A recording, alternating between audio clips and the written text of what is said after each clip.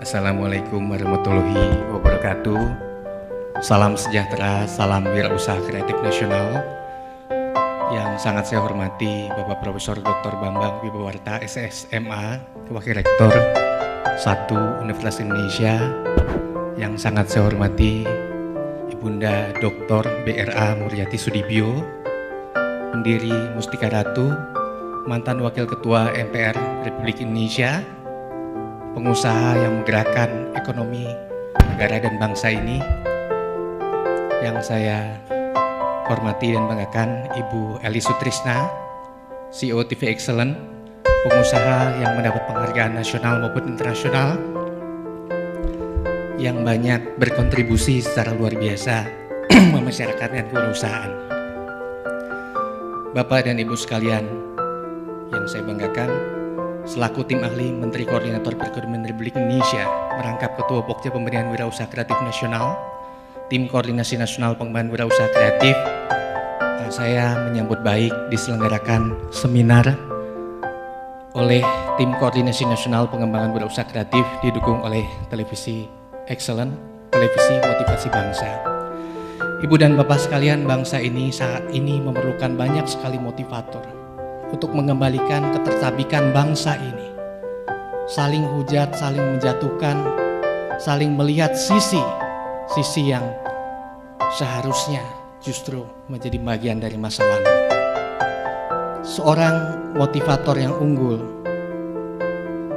sebetulnya adalah motivator yang bisa membantu seseorang bisa termotivasi dalam situasi dan kondisi apapun. Tidak peduli apakah itu matahari yang terang ataupun bintang di malam gelap, selalu dilihat dengan cara yang positif.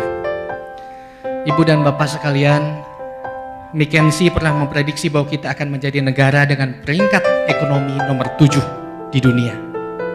Ditambah dengan perbaikan infrastruktur yang telah direncanakan akan membuat iklim investasi akan semakin lancar.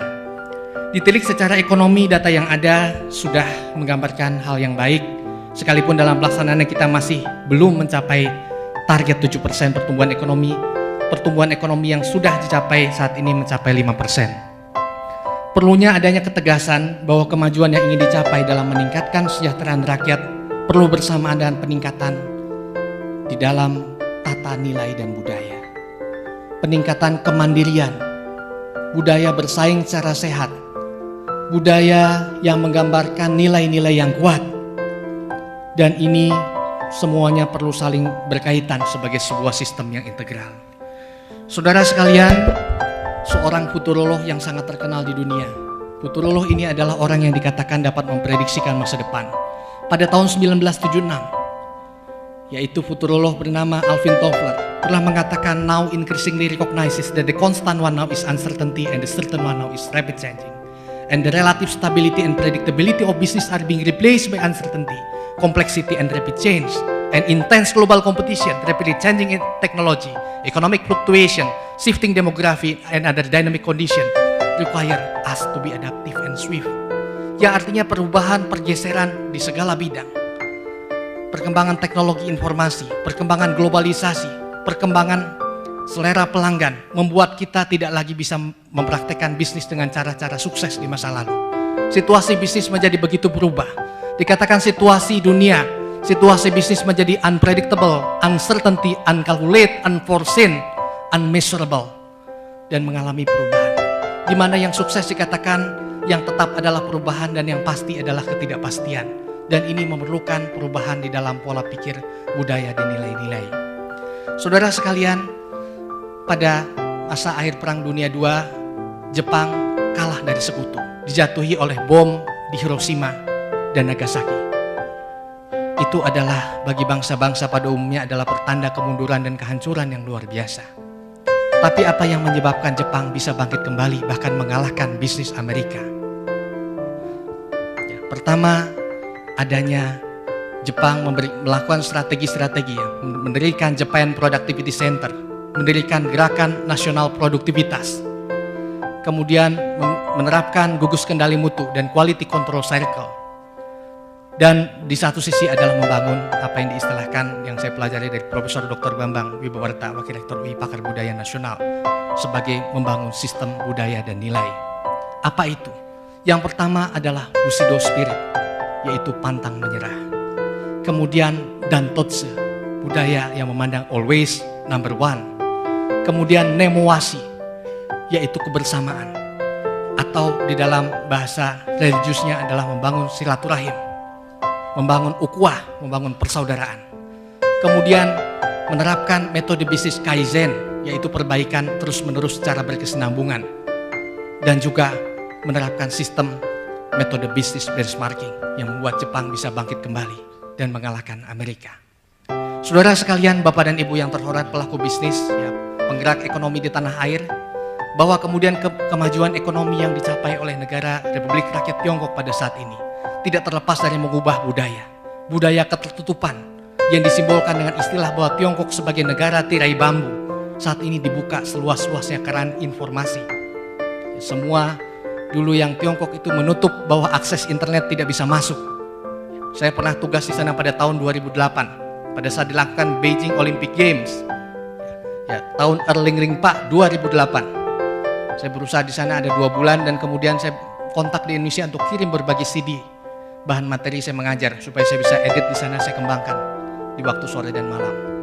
Hingga pelaksanaan Beijing Olympic Games 2008 selesai, CD itu tidak bisa masuk. Ya, dikatakan bahwa ini jangan sampai ada rahasia negara yang terkait dan sebagainya. Dan setelah saya kembali, baru CD itu kembali dikirim ke rumah. Itu adalah sisa-sisa tanda ketertutupan suatu bangsa. Termasuk juga di dalam perusahaan adalah adanya budaya ketertutupan. Ya, budaya merasa bahwa perusahaan ini unggul karena sudah bertahun-tahun jaya dan memiliki profit yang tinggi di masa lalu. Dan pada saat ini kondisi situasi bisa sangat berubah. Dan kalau kita menggunakan asumsi-asumsi di masa lalu, maka bisa jadi itu adalah awal kejatuhan perusahaan yang pernah sangat legendaris, sangat mendunia, mengglobal dan punya nama baik. Saat ini dikatakan bahwa situasi dunia ini berubah dengan sangat pesat, bahkan tidak pernah terprediksi perubahan tersebut. Di mana yang tetap adalah perubahan dan yang pasti adalah ketidakpastian. Sehingga paradigma bisnis kita juga perlu swift, perlu berubah. Dan saat ini kita juga perlu menyadari, perlu berbasis kepada budaya dan nilai-nilai. Penelitian yang dilakukan oleh Nishibori dan Profesor Otole dalam buku Kondo mengatakan bahwa nilai-nilai itu menjadi sumber kekuatan. Bagaimana sebuah perusahaan-perusahaan yang dibangun yang besar bisa bertahan ketika menghadapi krisis karena mereka kuat di dalam budaya dan nilai-nilai. Termasuk penelitian yang dilakukan oleh Kostner dan Posner. Dan buku penelitian dilakukan oleh Ari Gedegaus di dalam bukunya The Living Company. Bagaimana perusahaan dan bisnis yang dibangun bisa bertahan sampai puluhan atau ratusan tahun karena kuat di dalam nilai-nilai. Saudara sekalian, bagaimana sebuah usaha bisa bertahan dan berkembang, bahkan menjadi besar, tergantung ditentukan oleh paradigmanya. Jangan seperti lagu lama, ku coba bertahan. Tetapi perlu menunjukkan kepada sebuah visi besar akan dibawa kemana bisnis kita. Dan saya selaku Ketua Pokja Pemberdayaan Wirausaha Kreatif Nasional, saya sering kali melarang kalau ada orang mau bilang saya mau bikin bisnis UKM. Ada mahasiswa juga saya mau bikin, saya mah bisanya bisnis kecil-kecilan, marah sekali saya orang sabar. Tapi kalau dengar begitu saya agak marah. Asisten menenangkan biasanya. Saudara-saudara, bahwa kita dalam waktu yang sama bisa membuat besar atau kecilnya itu ada di dalam pikiran kita. Seorang Henry Ford, perintis dari perusahaan Ford Corporation, mengatakan jika Anda mengatakan bahwa Anda bisa atau Anda mengatakan bahwa Anda tidak bisa, berarti Anda benar. If we think we can, and if we think we cannot, we cannot. Kekuatannya adalah di dalam pikiran. Seberapa besar kemampuan kita tergantung pada termostat yang kita pegang. Kalau kita mengatakan kemampuan kita seperti ini, sebegini. Kita mengatakan lebih besar. Kita meyakini, bahkan hakul yakin bahwa kemampuan kita panjang sekali. Itulah yang terjadi. Pikiran kita sangat menentukan apa yang kita dapat. Yang dikatakan sebagai you are what you think. Dan improvement selalu dimulai dengan kata I, yaitu dari saya. Saudara sekalian, ada berbagai hal yang membuat usaha menjadi berhasil. Serangkaian faktor-faktor itu disebut sebagai entrepreneurial mindset atau mindset wirausaha. Serangkaian faktor-faktor itu disebut sebagai entrepreneurial mindset atau mindset wirausaha. Apa yang tergolong dalam mindset wirausaha atau entrepreneurial mindset secara gampangnya, ini terkandung dari lagu-lagu yang sering dinyanyikan di dalam suatu masyarakat. Walaupun dengan bahasa daerah, dengan bahasa luar negeri, kalau lagu-lagu ataupun sinetron, film-film yang sering dinyanyikan, ini mengandung nilai-nilai ataupun cara berpikir yang kurang menunjang untuk kemajuan, itulah yang ada di dalam pola pikir suatu masyarakat.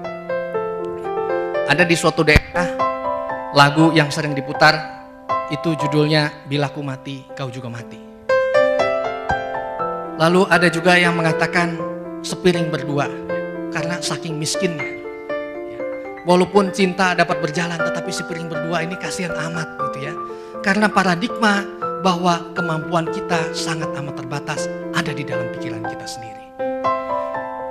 Ada dua orang yang berada di dalam penjara dan dilihat yang satu menatap ke bebatuan, memandang betapa kelamnya hidup ini. Memandang ke arah tanah, memandang bahwa masa depan ini sudah tidak ada. Yang seorang lagi di dalam ruang yang sama, melihat ke arah luar jendela, ke arah bintang-bintang, memandang hidup ini penuh dengan harapan. Dan bahwa harapan selalu ada, tidak peduli kondisi kita dalam keadaan apapun. Dua orang yang berpijak di tempat yang sama, melihat sesuatu dengan cara pandang yang berbeda. Dan dipastikan hasil yang diperolehnya akan sangat amat berbeda. Itulah cara pandang entrepreneurial mindset yang perlu ada di dalam diri pebisnis.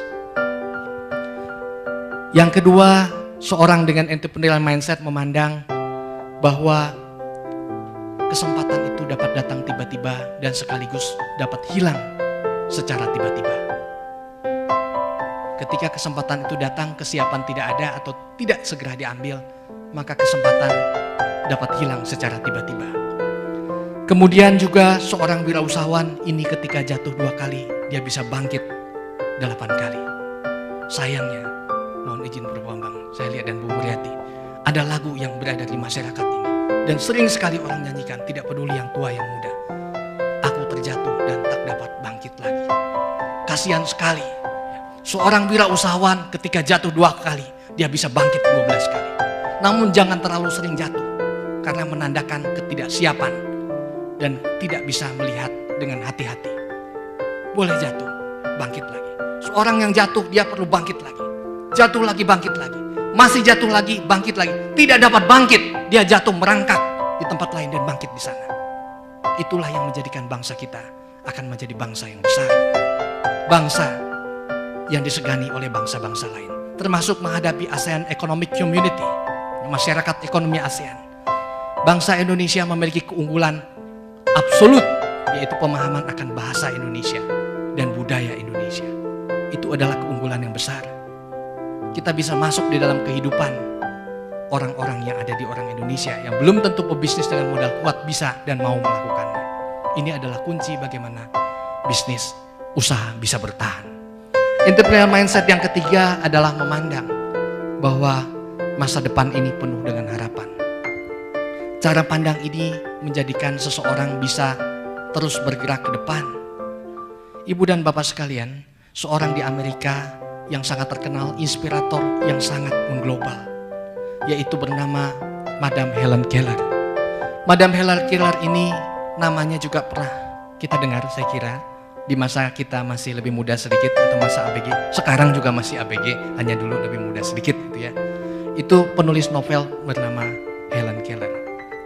Helen Keller jarang yang tahu bahwa beliau buta dan tuli sejak masa kecilnya. Dalam masa kecil Helen ini mulai menjadi buta dan tuli. Kepada Helen Keller pernah ditanya satu pertanyaan. Helen, apakah yang lebih buruk daripada dilahirkan buta? Bayangkan seorang yang buta ditanya, apa yang lebih buruk daripada dilahirkan buta? Apakah perasaan ini bisa menusuk hati? Tetapi Ibu Helen Keller mengatakan dan menjawab bahwa yang lebih buruk daripada dilahirkan buta adalah memiliki mata tetapi tidak memiliki visi. Cara pandang ke depan. Selaras dengan pepatah Jepang yang mengatakan bahwa visi tanpa tindakan adalah bagaikan sebuah mimpi di siang hari, tetapi tindakan tanpa visi adalah bagaikan sebuah mimpi buruk. Kita perlu bervisi ke depan. Masa depan ini akan selalu ada. Dan Bapak dan Ibu sebagai wirausahawan besar dalam skala regional dan global perlu membangkitkan visi dari orang-orang yang mendampingi kita, yang membantu kita untuk mencapai kemajuan yang besar, yaitu karyawan dari Bapak Ibu. Antoine de Saint-Exupéry, pakar perubahan, di dalam bukunya Managing in Times of Change pernah mengatakan bahwa jika kita ingin membangun kapal, jangan pernah menyuruh orang untuk mengumpulkan kayu dan jangan meminta mereka melakukan tugas serta pekerjaan. Tetapi ajarlah dan ajaklah mereka untuk merindukan indahnya dan luasnya laut lepas. Itu adalah yang dikatakan sebagai share vision. Visi yang dibagikan di antara orang-orang yang ada di dalam sebuah perusahaan. Ibu dan Bapak sekalian, Indonesia saat ini sama-sama kita sadari masih tergolong dalam negara berkembang dengan angka kemiskinan mencapai 11,7%, sebagaimana data yang dirilis oleh kementerian terkait yang menanganinya, dan pemerintah menargetkan pada akhir tahun 2014 angka kemiskinan bisa mencapai 8-10%.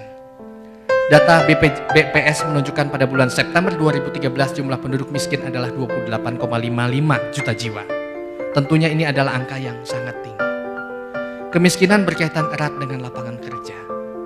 Penduduk miskin disebabkan kurang atau bahkan tidak adanya pendapatan yang layak, dan juga sekaligus etos kerja dari orang Indonesia yang rendah, yang kurang bisa memberikan kontribusi sebaik-baiknya dari apa yang dilakukan. Siapa yang dapat membuka lapangan pekerjaan? Jawabannya tidak ada lain dan tidak bukan adalah pengusaha, para pelaku wirausaha. Apalagi untuk memikirkan masa depan dan penghasilan, ini dapat membuat orang-orang menjadi merasa adanya ketidakpastian, atau dengan istilah anak mahasiswa di kampus ini membuat galau. Supaya galau ini terarah dengan baik, perlu mulai dipindahkan untuk menggalaukan akan membuka lapangan usaha seperti apa. Galau yang lebih bermanfaat, bahkan galau ini menjadi ibadah di bulan suci Ramadan. Karena pertanyaan ini akan membuat kita untuk berkontribusi lebih besar bagi bangsa dan negara ini. Jadilah pengusaha yang membuka lapangan kerja baru, yang mensejahterakan orang, yang membahagiakan orang Indonesia lebih banyak.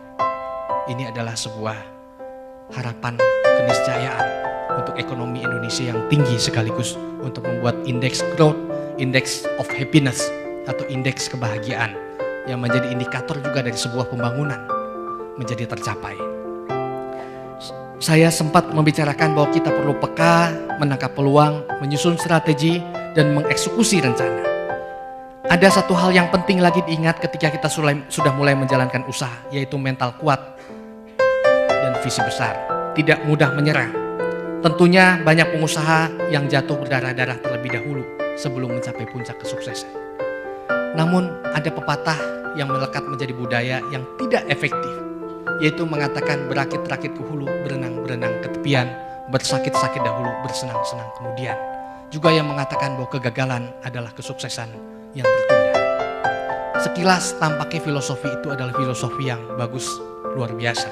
Tetapi mengandung kata bahwa untuk berhasil kita perlu gagal dulu dan perlu sakit dulu. Ibu dan Bapak sekalian, apakah Ibu dan Bapak merencanakan kesakitan dan kegagalan untuk mencapai kesuksesan?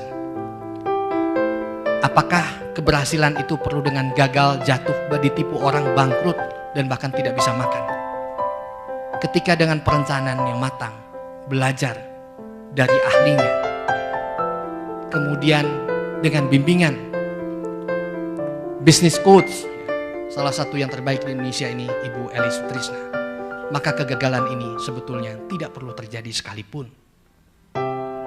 Bahkan ketika kita merencanakan pengembangan visi bisnis kita, ketika target yang kita terapkan, misalnya targetnya 20 miliar, ternyata kita mencapai 50 miliar, itu juga adalah kegagalan. Itu kegagalan di dalam membaca peluang-peluang pasar, yang seharusnya bahkan kalau demikian kita berarti bisa mendapatkan lebih dari 50 miliar. Yaitu bagaimana kita berfokus kepada sebuah tujuan. Keberhasilan seorang entrepreneur ini terkait sekali dengan tujuan yang dimiliki. Perlu adanya clear goals and clear vision. Yang istilah anak mudanya mau dibawa kemana hubungan kita. Artinya perlu ada kejelasan akan dibawa kemana arah bisnis kita. Dream kita ini sebesar apa? Sebuah dream ini perlu terukur dan perlu jelas. Kalau ibu dan bapak merencanakan bahwa semoga usaha saya berkembang, saya punya mobil. Ini perlu mobil yang seperti apa, mereknya apa, warnanya apa, tahun berapa, dan berapa jumlah pintunya. Karena semakin detail berarti semakin clear apa yang kita rencanakan, dan semakin clear berarti akan memacu otak kita.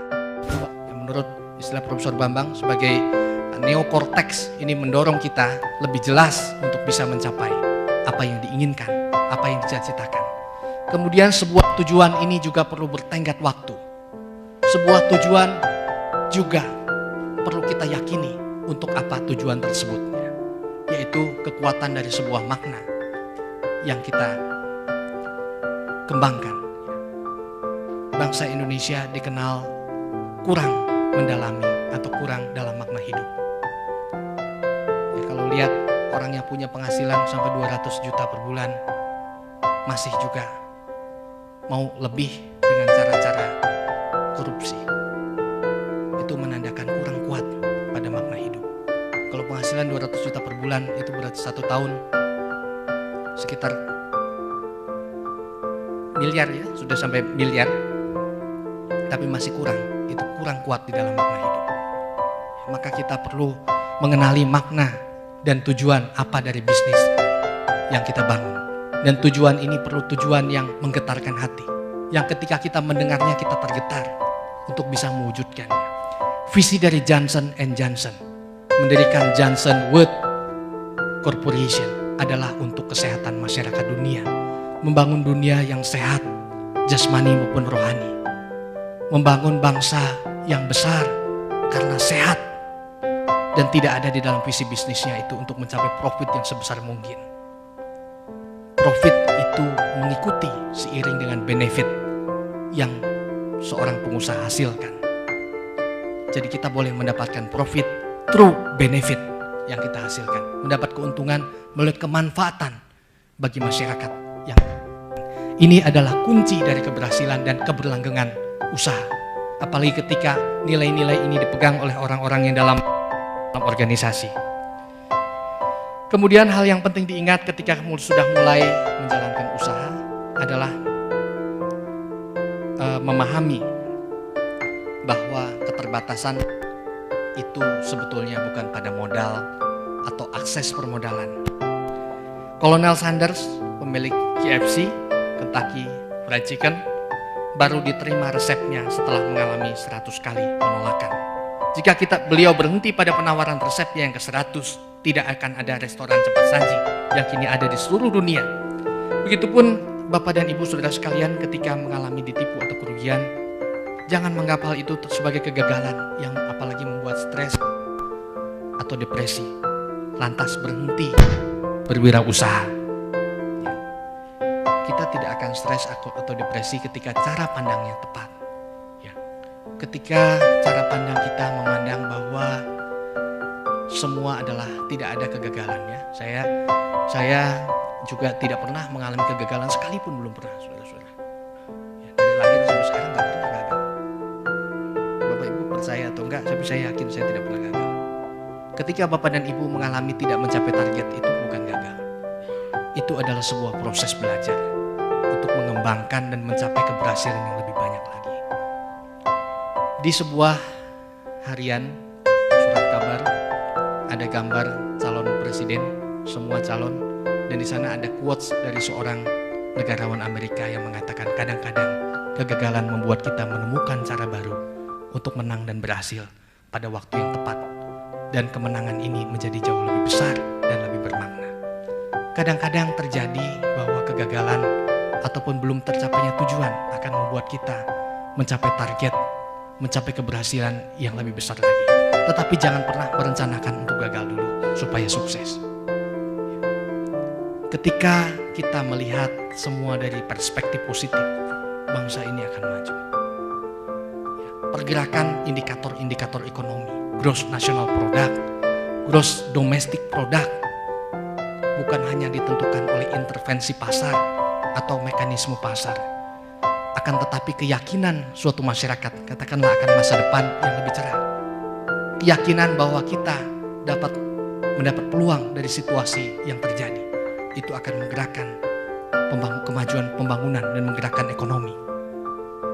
Di masa krisis, justru ada banyak orang yang turun bisnisnya, tetapi ada orang yang mendapat keuntungan yang luar biasa besar ketika krisis itu terjadi, yaitu orang yang melihat peluang di balik sebuah krisis, melihat peluang di balik duka dan derita yang terjadi, yang tidak dipandang sebagai duka dan derita, tetapi sebuah kesempatan.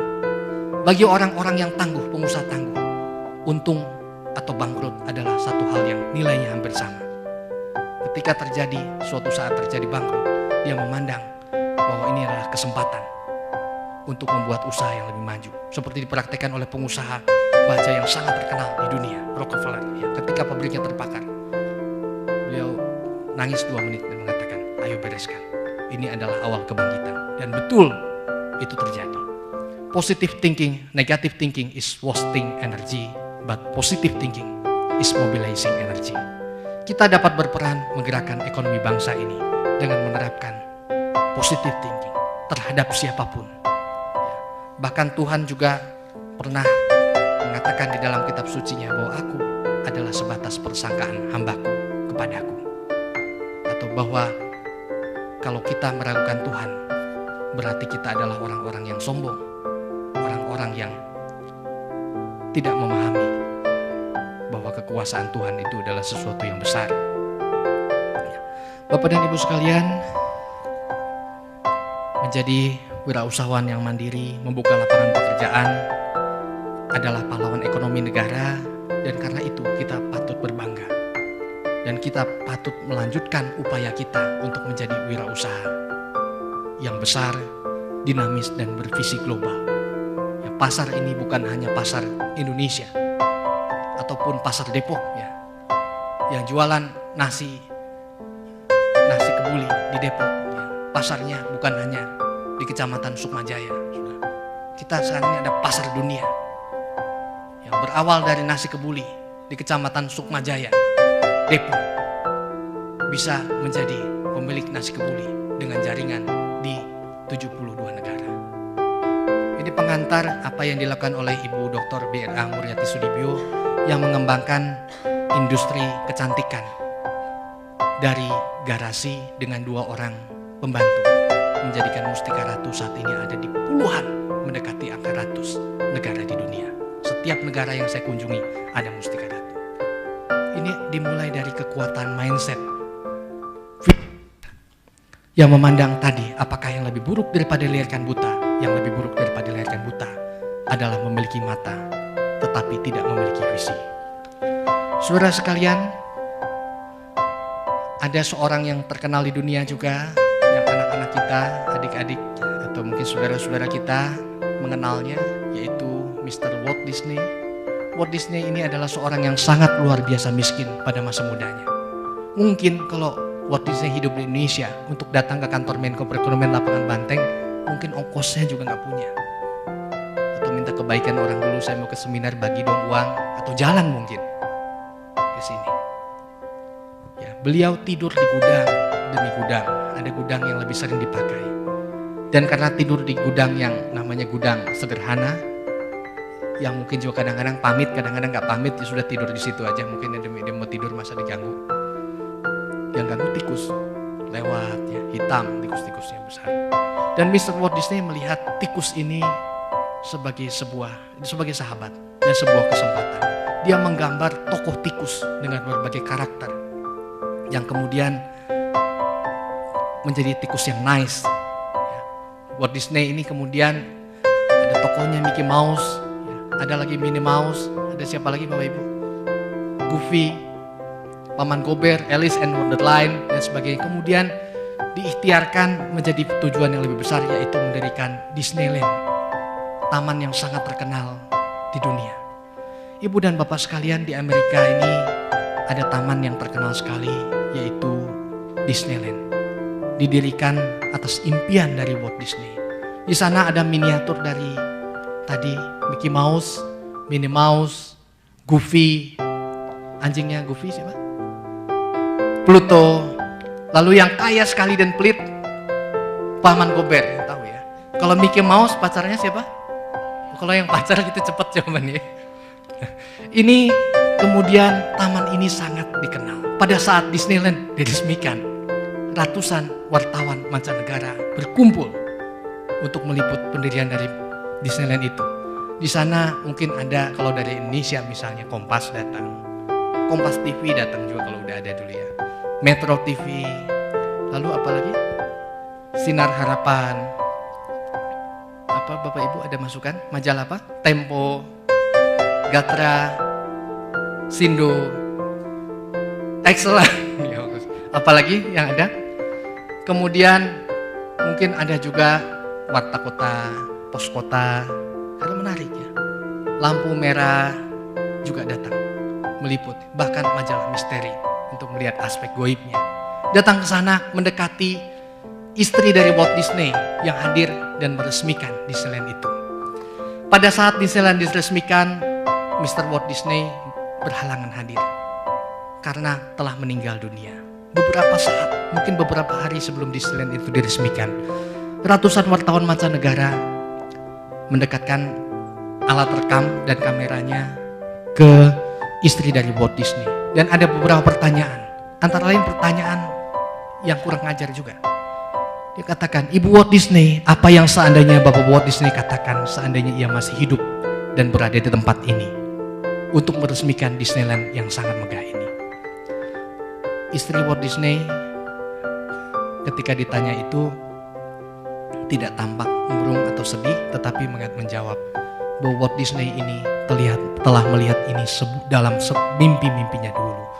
Suami saya Walt Disney telah melihat ini semua di dalam mimpi-mimpinya dahulu. Yang artinya bahwa sebuah pencapaian kemajuan ini perlu muncul. Ibu dan Bapak sekalian, ada seorang tokoh profesor dari negara tetangga kita, yaitu bernama Profesor Dr. Muhammad Yunus. Profesor Dr. Muhammad Yunus peraih Nobel yang sangat terkenal.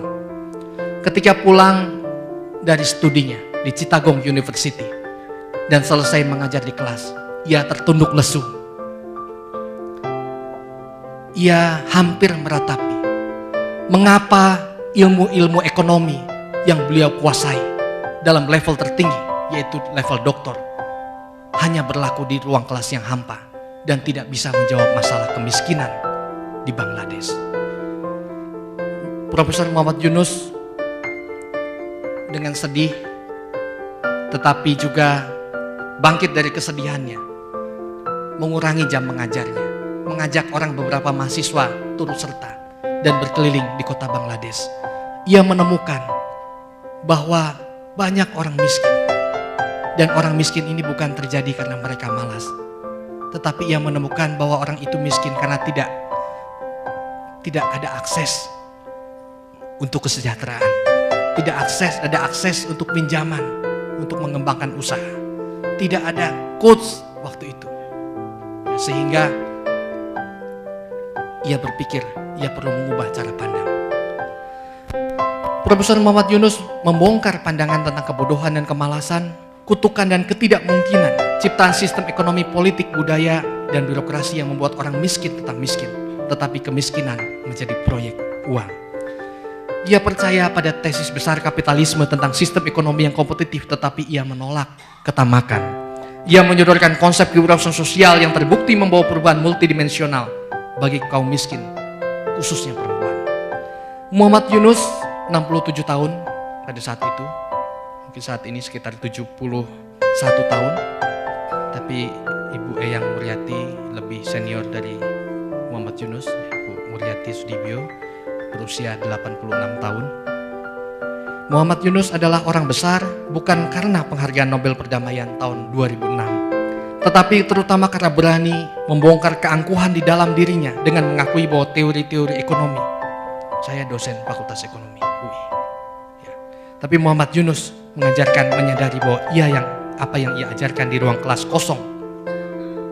Ilmu-ilmu ini kosong di hadapan kelaparan dan kemiskinan yang mencekik. Ia adalah orang besar karena mau belajar dari orang miskin. Perjalanannya untuk membuktikan bahwa orang miskin bukan beban adalah perjuangan yang sangat heroik. Ia membongkar seluruh arogansi yang menempelkan stigma, mendiskriminasi, dan mengintimidasi orang miskin. Ia mendefinisikan konsep pembangunan sebagai proses perubahan yang kompleks dan meyakini pembangunan akan mandek kalau orang miskin dibiarkan dalam posisi penerima sedekah. Ia membongkar kepalsuan tentang pelatihan diri pihak pemberi utang. Orang-orang miskin itu cerdas, yang dibutuhkan hanyalah akses, ujarnya ketika menjelaskan mengenai program Grameen Bank untuk pengemis di tahun 2003 dalam ceramah pada forum terbatas di kantor perwakilan bangsa-bangsa di Jakarta. Ya, saya belum pernah ketemu dan berdoa suatu saat mudah-mudahan bisa bertemu langsung dengan beliau. Melihat aja sudah senang, ada orang sebesar ini visinya. Sekitar 100.000 pengemis kini bergabung dalam program bebas bunga, bisa membayar kapan saja dan berapa saja, dan 5.000 diantaranya sudah berhenti mengemis. Dan sebagian ada yang beralih profesi menjadi artis dan sebagainya. Mungkin TV Excellent kalau ke Bangladesh juga bisa meliput artis-artis mantan pengemis yang dikembangkan oleh kebaikan dari Profesor Yunus. Orang miskin itu seperti bonsai, ibarat menanam bibit terbaik dari pohon tinggi di pot kembang, sehingga pohonnya tidak tumbuh dengan baik. Ia meyakini kemiskinan diciptakan oleh struktur, kebijakan dan sistem di masyarakat. Yang diperlukan adalah lingkungan yang memungkinkan kreativitasnya berkembang, ujar Profesor Yunus. Kredit mikro tanpa agunan yang dimulai sejak 32 tahun yang lalu di satu desa dan kini berkembang ke 78.658 desa dengan 7,21 juta nasabah, 97%-nya perempuan, dan stafnya berkembang dari 3 menjadi 23.345 orang. Uang yang berputar secara kumulatif berjumlah sekitar 6 miliar dolar Amerika Serikat. 80% keluarga miskin sudah dijangkau kredit mikrobank yang tidak lagi menerima bantuan dari donor sejak tahun 1995. Ia mengatakan bahwa bank milik kaum miskin itu mempunyai 25 perusahaan di bawah nama Grameen. Bisnis wirausaha sosial atau social business enterprise adalah hasil pergulatan panjang Profesor Dr. Muhammad Yunus yang berbeda dengan CSR yang dipromosikan oleh korporasi. Ia tidak mengatakan bahwa social business enterprise memberikan jawaban bagi semua masalah sosial. Ia percaya pada tahapan-tahapan. Ketika membuat Grameen Bank, ia pun tidak mempunyai cetak biru bahkan. Bagaimana sistem ini berkembang dimulai dengan sebuah niat bahwa berwirausaha adalah bagian dari proses mencerdaskan bangsa. Berwirausaha adalah proses heroik untuk membuat bangsa ini bangkit menjadi bangsa yang besar, yang menjadi singa di tingkat dunia. Kerja yang paling keras dilakukan Yunus beserta timnya adalah membongkar struktur budaya yang menempatkan perempuan miskin di lapisan terbawah penindasan. Kerja pemberdayaan membuat kegiatan Grameen Bank sempat dituduh bertentangan dengan agama bahkan, dan merusak budaya purdah, yaitu praktik budaya yang memisahkan perempuan dari kegiatan di ruang publik. Dalam bukunya The Banker for the Poor, ia menulis tentang tuduhan mengajak orang untuk berpindah agama. Ya, jadi kalau kampanye hitam ada saja ya, di negara lain juga. Tetapi dengan ditunjukkan prestasi dan visi besar, maka bisa menjadi diakui dan modelnya dipakai di lebih dari 40 negara di dunia. Dalam sistem budaya yang menyorbitkan perempuan, pemberdayaan adalah ancaman terhadap otoritas. Jawabnya ketika ditanya mengenai hal itu. Ia mengatakan dalam ceramahnya bahwa Grameen Bank tidak bertentangan dengan syariah, tidak bertentangan dengan agama apapun, karena tujuannya bukan laba maksimal. Laba diperlukan untuk biaya operasi dan sisanya dikembalikan untuk berbagai pelayanan sosial yang terjangkau masyarakat miskin. Nasabah Grameen Bank, kaum miskin adalah pemimpin bank itu. Mengapa Grameen Bank ini bisa berkembang? Ya, wirausahawan sosial, social entrepreneur ini bisa menggerakkan bangsa ini menjadi bangsa yang maju. Dan ini perlu dipicu komitmen yang kuat untuk mengubah bangsa ini. apa yang dilakukan oleh Grameen Bank ini keberhasilannya agak mudah disimpulkan dan menjadi ciri khas adalah pinjaman tanpa bunga ini diberikan kepada kaum wanita. Jadi kalau ada laki-laki mau pinjam, dia bilang coba lobby istrinya yang pinjam.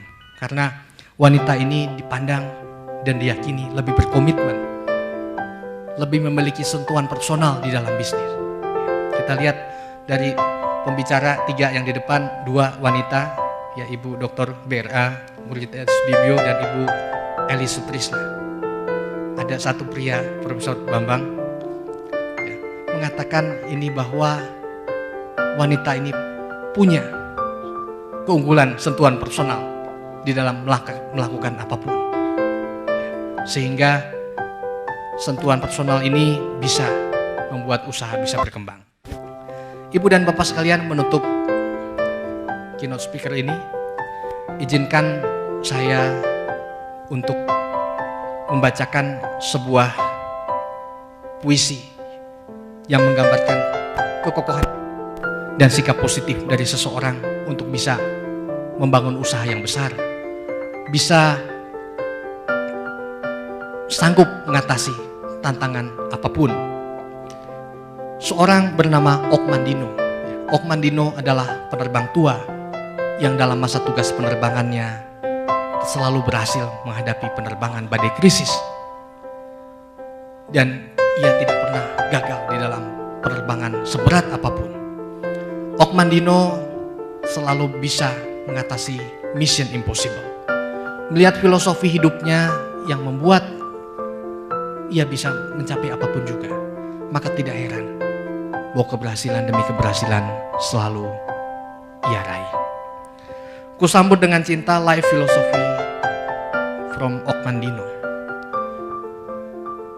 Aku mencintai surya karena ia menghangatkan tubuhku, dan sekaligus aku juga mencintai hujan karena ia membersihkan jiwaku. Aku mencintai terang karena ia menunjukkan jalanku, dan sekaligus aku juga mencintai gelap karena ia memperlihatkan bintang-bintang padaku.